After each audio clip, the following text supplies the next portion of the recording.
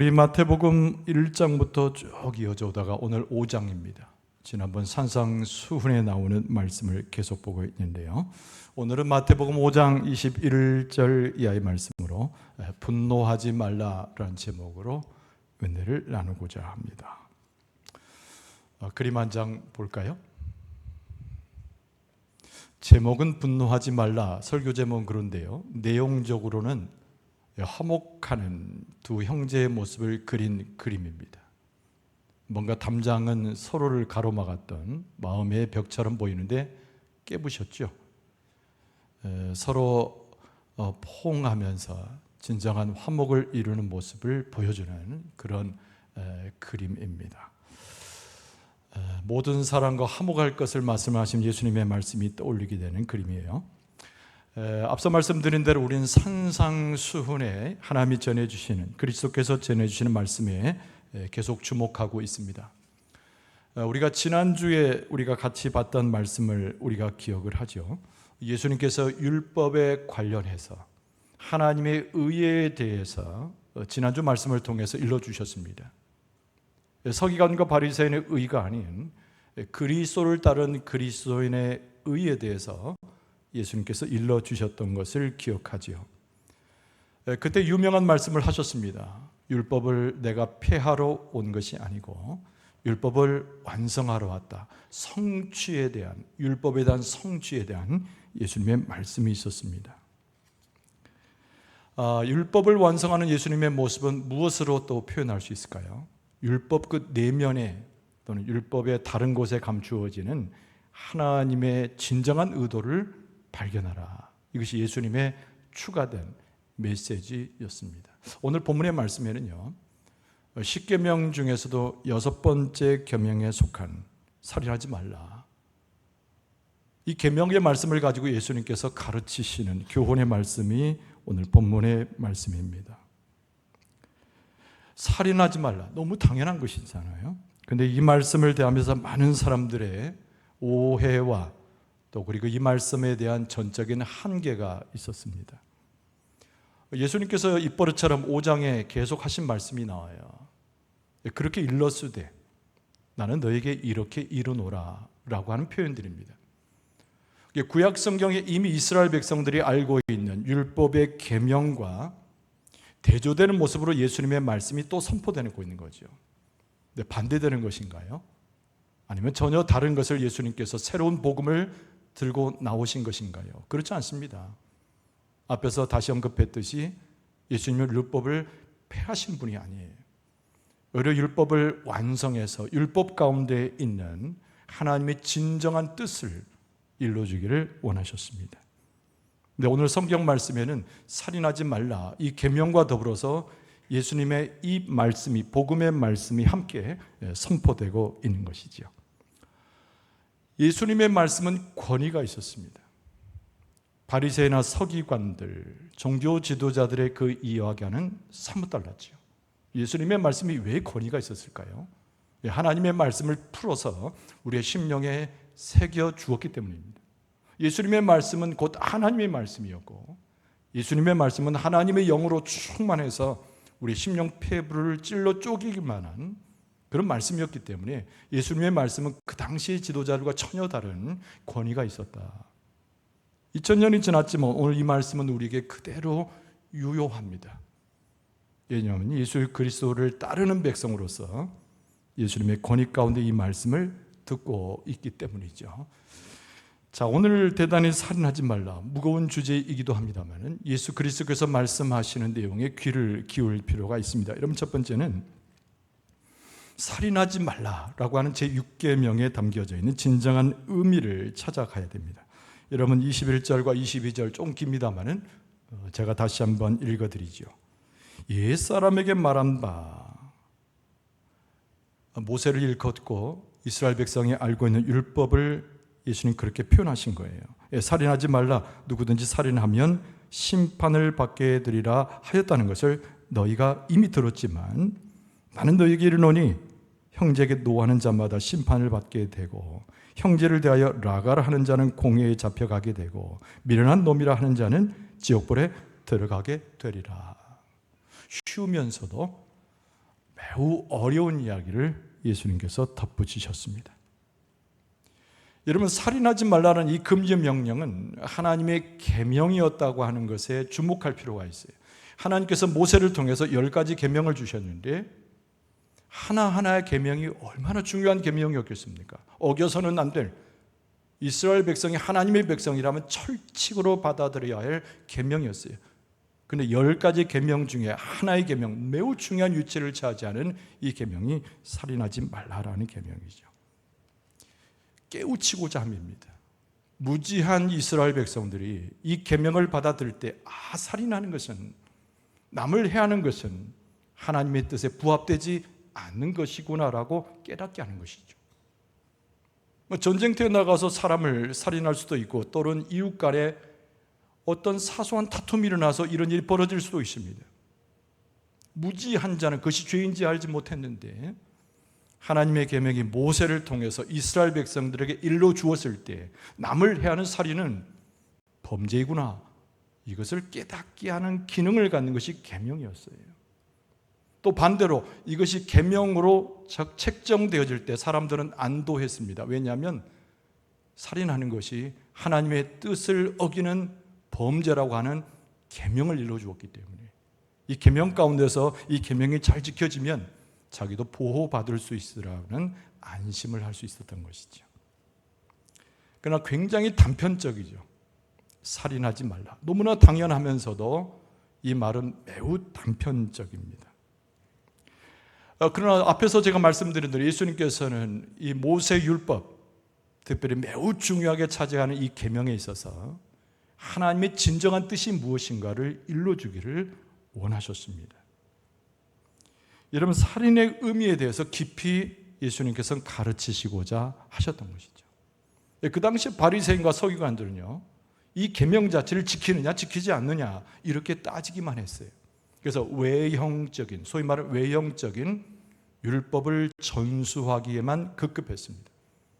그러나 예수님은 산상보훈을 통해서 이 하나님의 계명 중에, 특별히 오늘 본문의 말씀에 나오는 6번째 계명이 하나님이 무엇을 말씀하셨는가를 추가로 설명해 주므로 율법을 완성하는 길을 우리에게 제시하셨다는 것입니다. 그래서 예수님께서 비유로 말씀하신 거예요. 살인하지 말라란 말의 비유, 그것이 22절 말씀 아니겠습니까? 3가지의 경우를 들어서 살인이라고 하는 것을 쭉 깊게 풀고 이것이 가져오는 아주 끔찍한 상황을 예수님께서 비유로 말씀하셨어요. 형제에게 노하는 것, 심판을 받게 될 것이다. 형제를 보고 라가라고 하는 것, 그 당시에 최고의 공인 산헤드린 공의에 잡혀갈 것이다. 형제에 대해서 미련하다라고 말하는 사람 지옥불에 들어가게 될 것이다. 이렇게 예수님께서 말씀하신 것입니다. 심판받는 것, 산헤드린 공의에 잡혀가는 것, 지옥불에 들어가는 것, 살인죄를 져야 그 당시에 그 정도 중형에 처해질 수 있는 것들이었어요. 그런데 예수님께서는 형제를 대해서 노하거나 라가라고 하거나 미련한 놈이라고 이야기하는 것조차도 살인의 범죄에서 그런 결과를 가져올 것이다. 예수님 말씀하신 거죠. 도대체 예수님께서 살인하지 말라는 계명과 더불어 왜 이 말씀을 하셨을까요? 우리는 가만히 생각해 보면 그런 겁니다. 살인은 무지막지한 범죄인데 형제를 보고 분노하는 것도, 형제를 보고 라가라고 욕하는 것도, 미련한 놈이라고 말하는 것도 깊이 있게 보면 살인한다라고 한가 같은 뜻인가 이렇게 이해해요. 정작 예수님께서는 그런 의미로 말씀하고 계시지 않습니다. 여러분, 우리는 삶을 살면서 여러 번 노하잖아요. 오늘 또 어떤 일로 분노하고 그 경험을 가지고 오늘 저녁에 와 있을 수도 있습니다. 이게 단발적인 갑작스럽게 생겨난 화, 그것을 오늘 본문의 말씀에 나오는 예수님이 금하시는 분노의 경우가 아닙니다. 예수님께서 말씀하시는 노하지 말라라고 하는 의미는 우리의 마음 가운데 깊이 들어가 있는 상대에 대한 적대감을 표현하는 것이에요. 평상시에 수없는 관계 가운데서 서로 너무 잘 아는 사이에서 형제와 자매라고 불리는 관계 가운데서 상대에게 원한을 품고 있는, 우리의 깊은 마음 기저에 있는 상대에 대한 분노, 상대에 대한 저주, 상대에 대해서 마음에 죽이고자 하는 살기를 표현하고 있는 것이죠. 여기서 라가라고 하는 말은 다른 말로 바꾸면 머리 비었다 그런 뜻입니다. 바보란 뜻이에요. 형제를 업수히 여기는 최고의 표현입니다. 그 사람의 생명을 사실은 굉장히 건드리는 이야기예요. 그 사람의 자존감뿐만 아니라 그 사람이 가지고 있는 통째 모든 삶에 대해서 부정해버리는 이야기입니다. 그 사람은 어쩌면 이 상황 가운데서 평생을 이 욕설을 들으면서 마음 가운데 고통해하면서 지낼지도 몰라요. 마음 가운데 사라지는 단번에 지나가다 그냥 받는 욕이 아니라 내가 그래도 가까이 했던 사람인데, 부모와 같은 사람인데, 형제와 같은 사람인데, 나의 동료인 줄 알았는데 나를 보고 머리 빈 사람이다 라가라고 이야기하는 그 이야기 자체가 이 사람의 육신과 영혼을 죽일 수 있는 근본이라는 것이죠. 라가라고 하든지 분노한다고 하든지 미련한 놈이라고 이야기하든지, 여러분 그것은 철저하게 상대방을 해하고자 하는 우리의 근저 깊은 곳에서 우러나오는 원천을 갖는 것임을 예수님께서 지적하시는 겁니다. 그래서 요한일서 9장 15절에 보면 사도 요한이 예수님의 마음을 너무 잘 알아서 이렇게 표현했습니다. 그 형제를 미워하는 자마다 살인하는 자니 살인하는 자마다 영생이 그 속에 거하지 아니하는 것을 너희가 아는 바라, 이렇게 얘기했어요. 그러니까 단순히 형제를 보고 분노한 정도를 이야기하는 것이 아니라는 거예요. 오늘 예수님의 비유의 말씀은 단순히 지나가다가 우스갯소리로 섞어가지고 이 바보 같은 놈이라고 말하는 정도가 아니라는 겁니다. 너는 누구를 닮아서 그렇게 미련하니? 라고 푸념 섞인 이야기와는 전혀 다른 상대방에 대한 깊은 원한과 영혼의 깊은 속에서 그를 저주해서 그를 죽이고자 하는 살기를 드러내는 우리의 표현과 심령의 상태를 이야기해 줍니다. 사도 요한이 예수님의 마음을 너무 잘 알아서 그런 근원적으로 원천적으로 형제를 자매를 향하여 부르짖는 그 표현들은 그 안에 영생이 거하지 않는 하나님부터 멀리 떠난 사람의 심령이라고 가르쳐주고 있는 것이죠. 여기서 우리 하나 질문해 볼 수 있어요. 그럼 예수님은 한 번도 분노하신 적이 없는가? 여러분 복음서를 좀 읽어보면 예수님은 여러 곳에서 화를 내시고 분노하셨지요. 그럼 도대체 예수님의 분노는 뭐고 우리가 행하여 오늘도 마치 징책을 받듯이 표현되고 있는 우리의 분노는 도대체 어떻게 다른 것인가? 예수님의 분노는 우리는 의로운 분노라고 이야기하지만 얼떨결에 이해한 듯하지만 이해할 수 없는 얘기예요. 그런데 정확히 말하면 예수님은 사람 그 자체에 대해서 분노하신 적은 한 번도 없습니다. 사람이 가지고 있는 범죄함, 사람이 가지고 있는 죄악들, 사람이 가지고 있는 어두운 영의 세력에 대해서 예수님께서는 분노하셨어요. 이런 마가복음 3장에 보면은 바리새인들이 예수님에게 시비 거는 장면이 거기서 나옵니다. 예수님께서 안식일에 사람의 병자를 고치셨어요. 못마땅해 했습니다. 그때 예수님께서 바리새인들을 향하여 하신 말씀이 있어요. 마가복음 3장 5절 상반절에 그들의 마음이 완악함을 탄식하사 노하심으로 그들을 둘러보셨다, 이렇게 되어 있죠. 예수님께서 바리새인들을 미워하신 것이 아니에요. 회칠한 무덤 같고 예수님께 칭찬받지 못했던 그 사람들이지만 예수님께서 그 사람들을 저주하거나 싫어하신 것이 아니에요. 예수님께서 노하셨던 건 정작 그들의 마음 가운데도 완악한 마음. 안식일인데 도대체 무슨 병자가 치료를 받느냐? 도무지 하나님의 긍휼과 자비를 품지 못하는 그들의 완악함에 대해서 예수님께서 분노하셨다는 겁니다.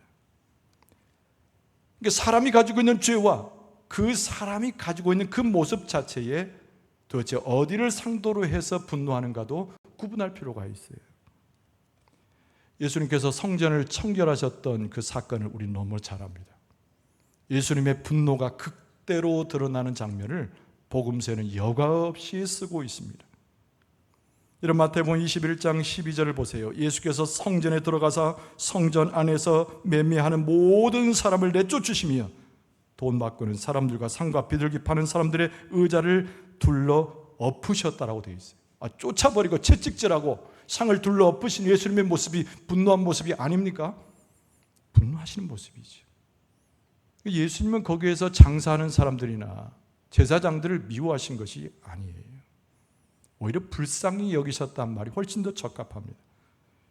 그런데 하나님께서 허락하신 만민의 기도하는 집, 그러나 그것을 부정직하고 모욕하는 그들의 모습 속에 그 죄악에 대해서 예수님께서는 분노하셨던 겁니다.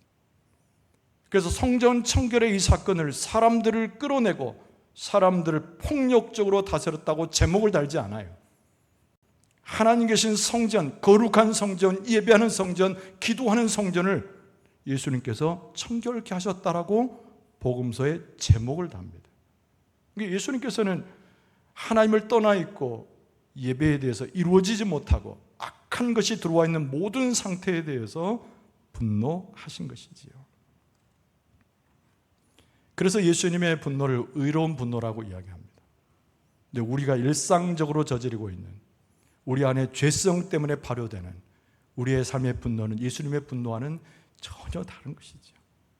죄악된 분노, 상대를 해하고자 하고 심지어는 상대를 죽이고자 하고 끝까지 저주해야 내 직성이 풀리는 상태, 이것이 예수님의 모습과는 전혀 다른 우리의 모습이라는 겁니다. 예수님께서 그것이 살인한 것과 같은 것이라고 얘기했어요.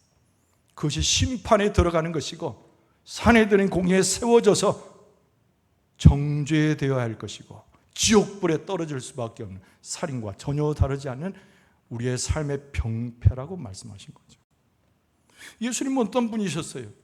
사람을 끝까지 사랑하셨습니다. 그 누구도 예수님은 미워하지 않으셨어요. 그러니까 이 본문의 말씀에 예수님께서 가르쳐 주신 말씀을 잘 이해하려면 예수님은 우리를 향하여 어떤 마음을 가지셨는가를 잘 깨닫고 묵상하면서 이해할 필요가 있습니다.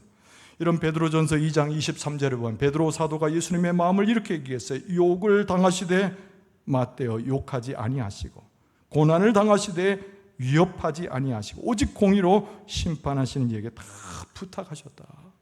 예수님의 모습이라는 거예요. 십자가에 달리시기까지 모진 매를 맞고 멸시를 받고 죽임에 내놓았지만 예수님은 한 번도 자기를 죽는 자리에 내놓는 자까지, 핍박하는 자까지 한 번도 예수님은 그들을 징벌하거나 미워하지 않으셨다는 거죠. 그게 베드로 사도가 이야기하는 예수 그리스도의 십자가의 도와 예수 그리스도의 십자가의 진실로 나타난 예수님의 사랑을 표현해주고 있는 것입니다.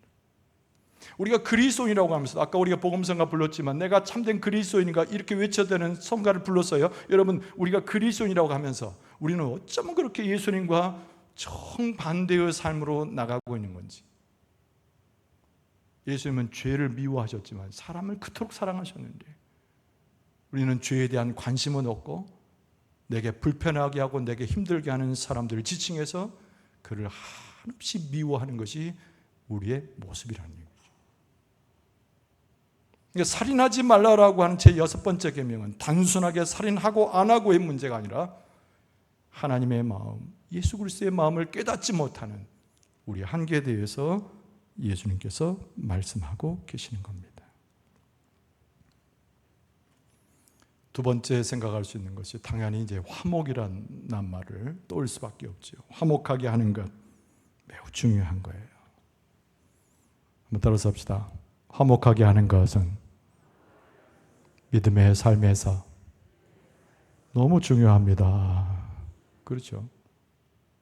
자, 오늘 본문의 말씀 23절에 보면 그러므로 예물을 제단에 드리려다가 거기서 내 형제에게 원망 들을 만한 일이 있는 것이 생각나거든.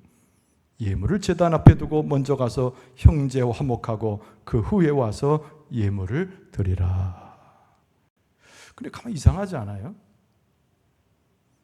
예수님께서 형제끼리 사랑하고 화목하라 이렇게 말씀하시면 될 거를 꼭 이렇게 하나님 앞에 예배하는 제사와 빗대어서 화목 얘기를 왜 하셨을까라는 거죠. 우리는 무조건 서로 좋은 관계를 가져야 됩니다. 여기에 굉장한 관심을 가질 필요가 있어요. 각별히 서로 주의해야 됩니다.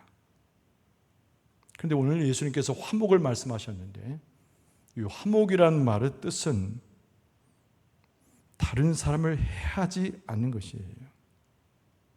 다른 사람들과 함께 평화를 도모하는 것입니다. 우리가 마태복음 5장 시작할 때 팔복 중에 하나가 화평하게 하는 자가 복이 있다고 그랬잖아요. 화목은 그리스도인으로 응당 의무적으로 지켜야 할 뿐만 아니라 이해해야 되는 거예요. 예수께서 말씀하셨던 이 부분을 이해해야 되는 겁니다.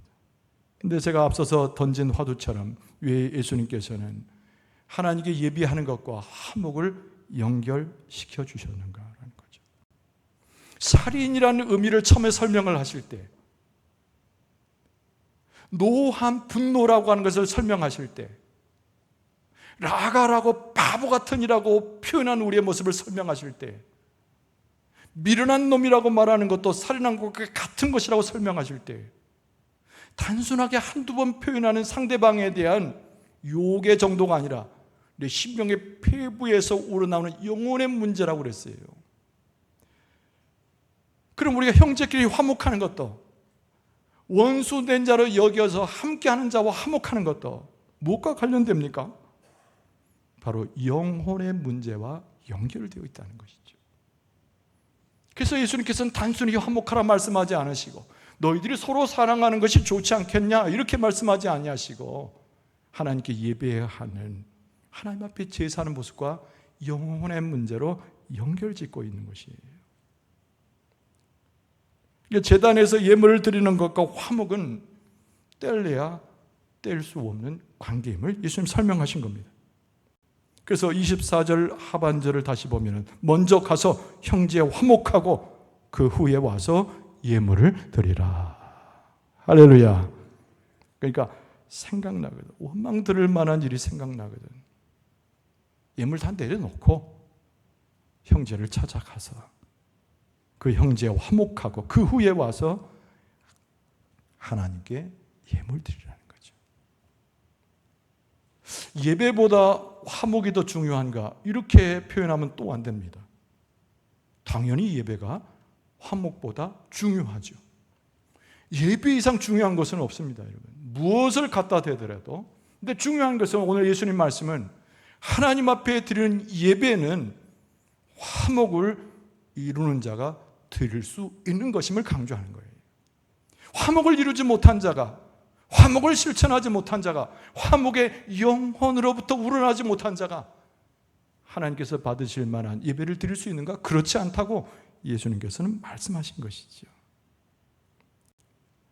화목이 하나님 앞에 드리는 예배보다 중요한 것이 아니고, 예배를 드리기 위한 최고의 전제 조건이 화목이다. 이것을 예수님께서 말씀하신 겁니다. 여러분, 우리는 다 하나님 안에서 자녀들이에요. 여러분 믿습니까? 우리는 하나님 안에서 다 예배자여 하나님과 함께하는 자녀들인 줄로 믿습니다. 그럼 우리는 공유하는 게 있어요. 우리는 하나님을 중심으로 해서 공유하는 게 있다니까요.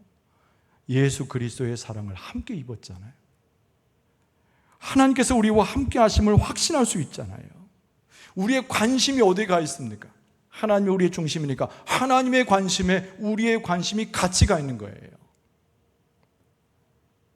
우리는 아버지를 섬겨야 하나님을 섬기는데 한 아버지를 섬깁니다.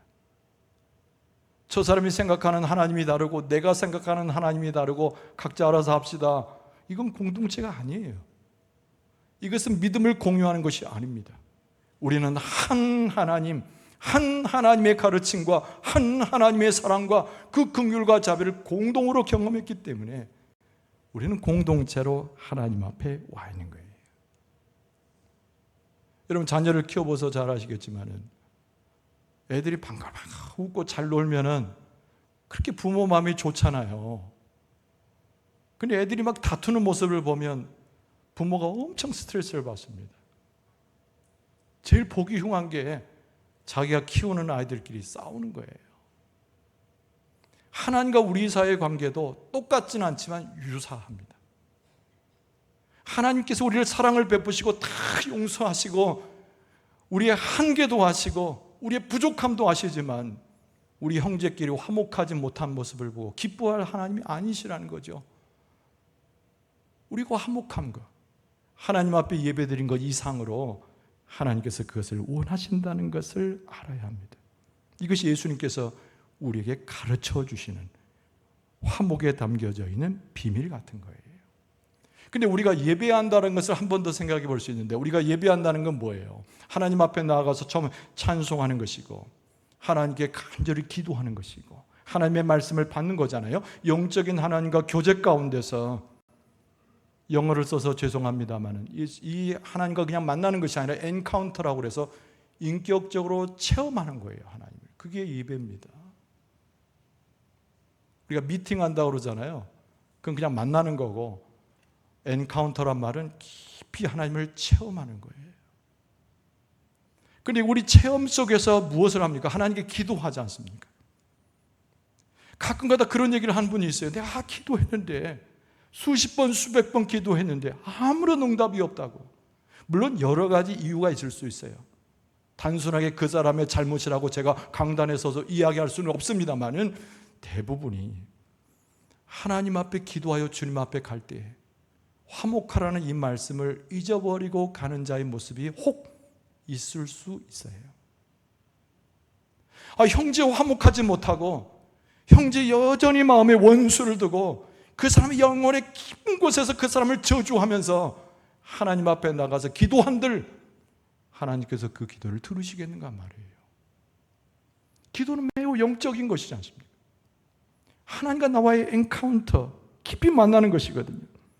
여러분, 이사야 선지자의 말을 들어봅시다. 이사야서 1장 15절에 보면은 너희가 손을 펼 때에 내가 내 눈을 너희에게서 가리고 너희가 많이 기도할지라도 내가 듣지 아니하리니 이는 너희의 손에 피가 가득함이라. 이 하나님이 하신 말씀이에요. 우리 손에 피가 가득한 거예요. 피 묻혔다는 것이 아니라 형제를 욕하고 형제를 미워하고 하나님 안에서의 한 자녀임에도 불구하고 사랑하기는커녕 저주가 넘쳐나는데 이 손에 피가 가득한데 이 손을 들고 하나님을 찬송한들 하나님이 어찌 받으시며 하나님께 기도한들 하나님이 무슨 응답을 하시겠는가 한탄하는 이사야 선지자의 표현입니다. 마음이 완악하고 화목하지 못한 채 형제를 업수히 여기는 마음, 오늘 예수님께서 그 마음을 돌아보라고 하신 거예요. 하나님 앞에 예물을 가지고 오는 것보다 더 중요한 것은 형제와 화목하여 하나님 앞에 그 심령을 드리는 것이 훨씬 중요한 거예요. 예물을 드리는 것이 잘못된 것이 아니라 예물을 드리면 하나님께서 기뻐하시죠. 그런데 그보다 더 중요한 것은 형제를 사랑하고 포용하고 이해하고 그리스도의 심정을 가지고 화목했던 그 마음을 하나님이 더 받으시기를 원한다는 거예요. 그런데 여러분, 이 화목이 쉽지가 않잖아요. 자꾸 미루게 됩니다. 그래서 무지몽매한 우리를 향해서 예수님께서 이 말씀까지 첨가하셨어요. 얼마나 안타까우셨으면 지체하지 말라는 말씀까지 첨가하십니다. 오늘 25절 말씀 보세요. 너를 고발하는 자와 함께 길에 있을 때에 급히 사화하라. 급히 사화하라. 그 고발하는 자가 너를 재판관에게 내어주고 재판관이 옥내게 내어주어 옥에 가둘까 염려하라. 진실로 내게 이르노니.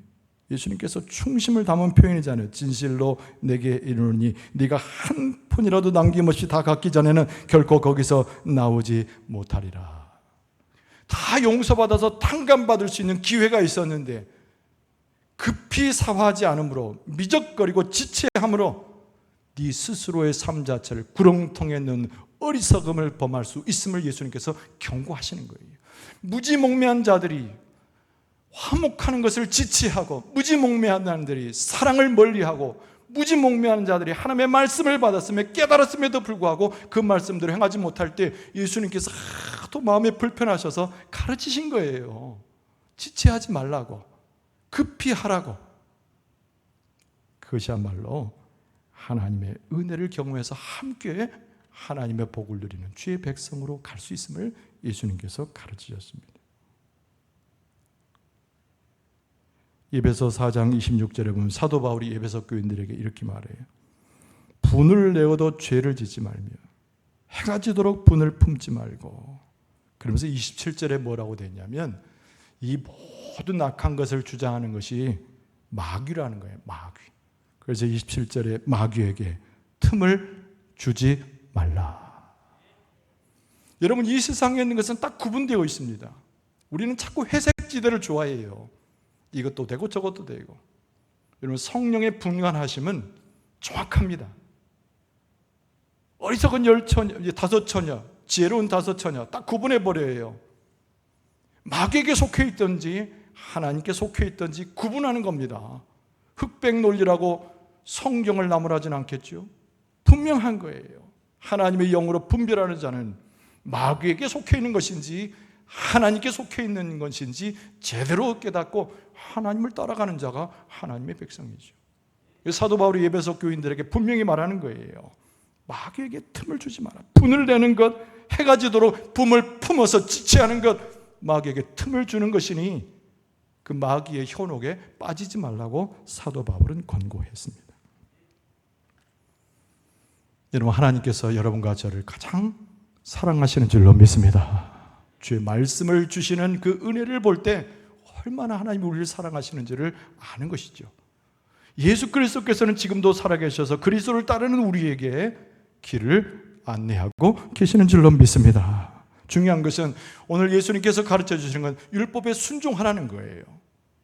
율법을 거역하는 뜻이 절대 아니지 않습니까? 율법에 순종하되 모든 관계 가운데서 하나님이 진정 주시고자 하는 화목을 이룰 것을 우리에게 말씀합니다.